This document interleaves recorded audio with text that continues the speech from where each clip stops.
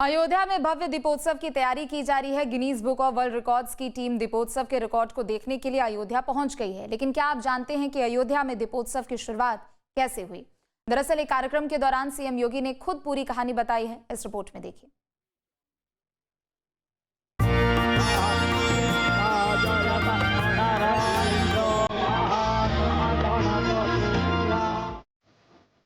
लंका विजय के बाद जब प्रभु श्री राम अयोध्या लौटे तो लोगों ने खुशी में दिए जलाए और पूरी धरती दियों से जगमग हो उठी, जिसके बाद हर साल इस दिन को दीपावली के तौर पर मनाया जाने लगा।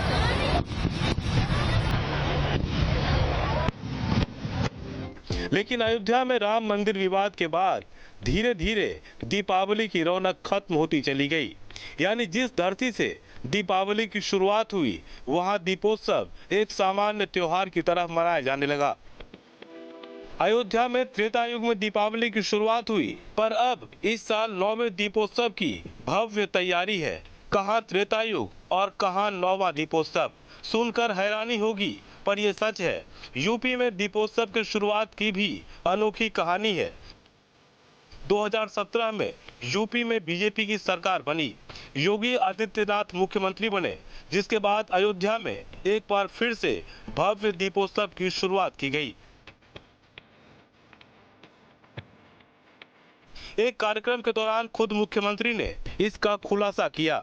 मुख्यमंत्री ने बताया कि कैसे उन्होंने अधिकारियों को भेजकर अयोध्या की दीपावली के बारे में जानकारी मंगवाई और फिर सच्चाई जानकर खुद भी हैरान हुए। मुझे याद है जब उत्तर प्रदेश में पहली बार जब हम लोग प्रदेश में 17 में सरकार बनाए थे, उस समय के प्रमुख सचिव शिवनीश अवस्थी से कहा, मैंने कहा एक बार मालूम करो अयोध्या में दीपावली में क्या होता है, लेकिन चुपचाप आप लोग जाइए, किसी को बताइए मत। तो अवस्थी जी और संजीव सिंह जी ये दोनों लोग अयोध्या गए। इन्होंने देखा तो कुछ भी कार्यक्रम नहीं होता था। यानी दीपावली जिस अयोध्या से प्रारंभ हुई उस अयोध्या में दीपावली के अवसर पर अंधेरा रहता था, यानी दिया तले अंधेरा। तो उन्होंने मुझे बताया, तो मैंने कहा इस बार दीपावली का कुछ आयोजन होना चाहिए।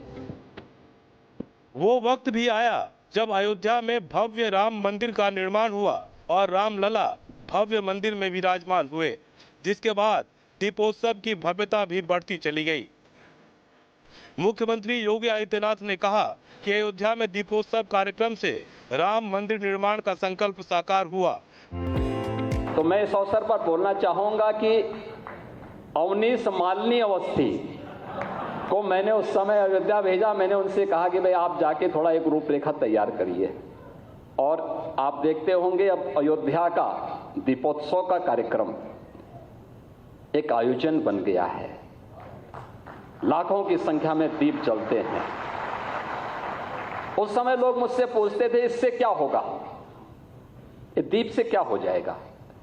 हमने कहा ये दीप सनातन धर्म का संकल्प है, चिंता मत करिए, इस दीप के साथ जो भी संकल्प आप लेंगे वो पूरा होगा।